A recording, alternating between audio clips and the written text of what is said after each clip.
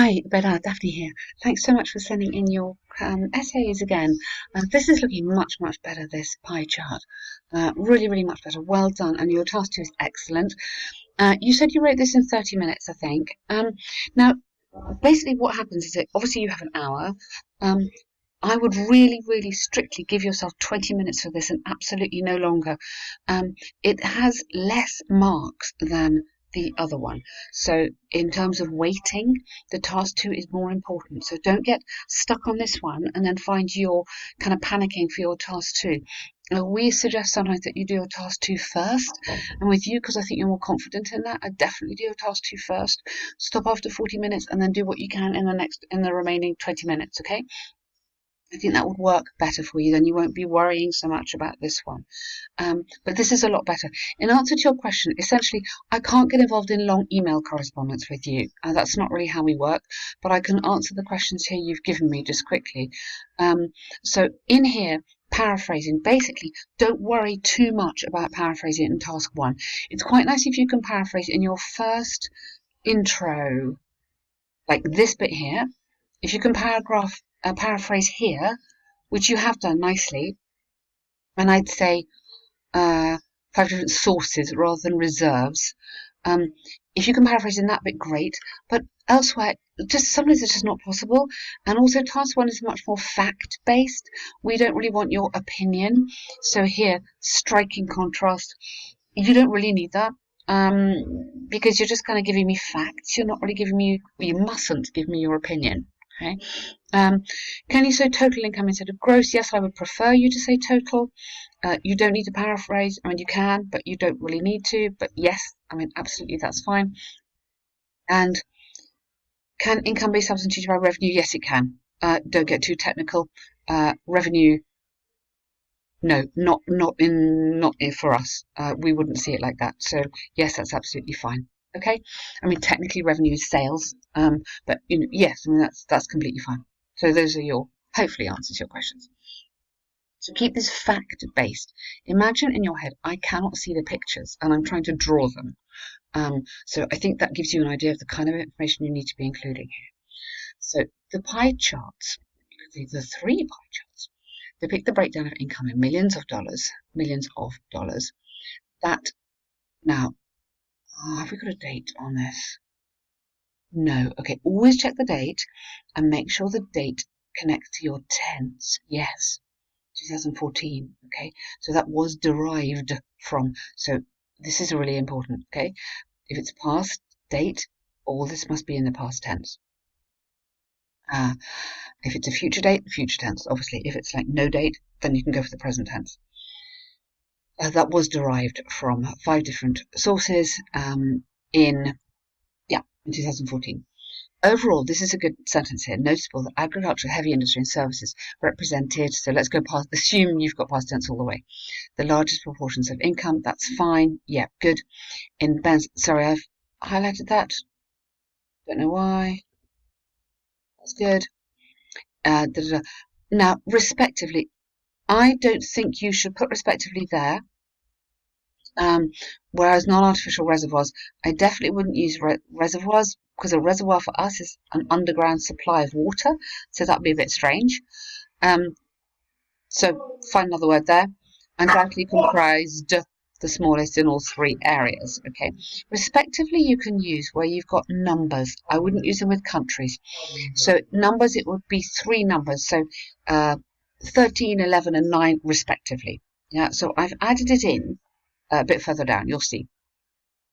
Focusing first on the major source of income in Bensland, lovely. Farming made up around half the total, standing at. Yep, nice. Well, figures. Yep, that's very good. I like how you've avoided giving me too many numbers. Yep, perfect. Great sentence. That's exactly how to do it. Brilliant. Okay. Conversely, these 2 countries were more economically reliant. Here you've got past tense. Well done. On the service sector, we would say, than Bensland. Good, nice comparative with almost 150 up and less than. This is excellent. Super perfect paragraph. Well done. Maybe you've looked at the module that I sent you that link and maybe that's helped you. But that's exactly what you want to do. Regarding Timsland, and here you've got past tense again. Great. Heavy industry, exactly 3/4 of the I just go the number or total number. In contrast to, don't use striking, because that's your opinion. A tenth of the two others. Meanwhile, renewable resources comprise the lowest share, totaling. Yeah, okay. Here you can put respectively, because you're giving me a list and you're giving it to me like in order. So that's really, really good. Nice. Finally, you don't have to have this. You're on your word count there. You're on 194, so I'd stop. But okay, you could put it. Can you avoid it? Yes, you can, but you could put it as a significant profit income. Yes, source of income again, I'd say. But yes, you can put that if you're inspired and you've got time, but you don't have to. So much better. Seriously, really, really much better. I hope you feel more confident in that. Maybe you can just practice doing a few. There's so many questions you can just find on the internet. Just try and do a few and see if you feel it flows better. Really, really well done. And this is a lovely task too. You seem more confident, as I said before, just like your arguments flow really nicely. So your first sentence here needs another bit to it. So whether taking a gap year after school or going straight to university is a contentious issue because you put whether, so I need the other half. Whether taking a gap year after school or going straight to higher education is a contentious issue which, so it needs a bit more, which is frequently debated nowadays. Yeah? Sorry, it won't do spell check when I type in capitals frequently. Okay. I personally believe that acquiring any kind of work experience prior to accessing further education would ultimately bring obvious benefits.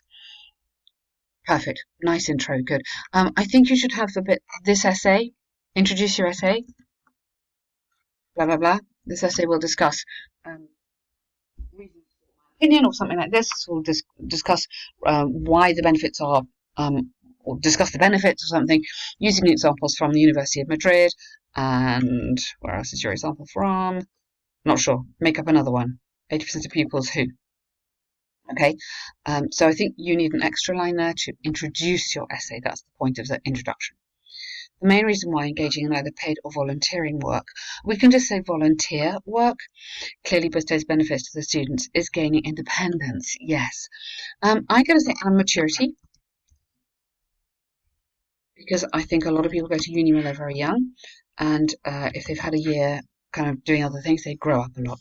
This is largely because employees usually need to make vital decisions while attending customers, which makes them grow as individuals. Okay, yeah. So you mean, yeah, okay, all right. So that's what they're doing in their work experience. For example, according to a recent report by University of Madrid, 80% of university students who took a gap year attended nearly all the lectures, showing a high level. Yeah, perfect. Oh, we've got maturity here. Bother. Inner parents and another word for maturity. Gaining independent and becoming more adult or responsible. Not responsible. Okay, more adult. You can probably think of another word. I don't want to waste your time. You could put just a little bit extra there then. Yes, really, really good point. Therefore, it's clear that entering the labour force straight after graduating from high school. Oh, hang on. Hang on. You don't mean that though. You've changed your argument halfway through. So you're saying doing work makes you more independent, and then you're saying if you take a gap year, you go to the lectures and you're more mature. But then you say, if you go to the labour market straight after school, you're not making your. Okay, I see what you mean. You've got to make a distinction between gap year, which is a temporary job, and a permanent job. Going through the labour market to gain temporary experience.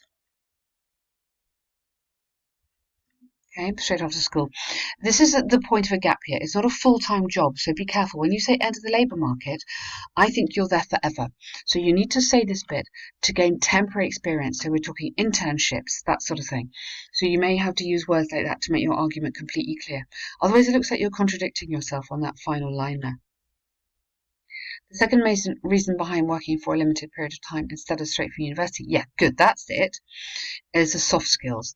The abilities of problem solving and effective communication are now, instead of mainly missed, I go often overlooked. I think it's a better verb in university lectures where the principal focuses on technical skills and learning of core subjects. For instance, 80% of pupils who previously worked knew how to liaise, spelling I, there's another I in there, and cooperate in compulsory workouts. Now, a workout for me is in the gym. Do you mean in work situations or work? Don't quite know, but I need another word there.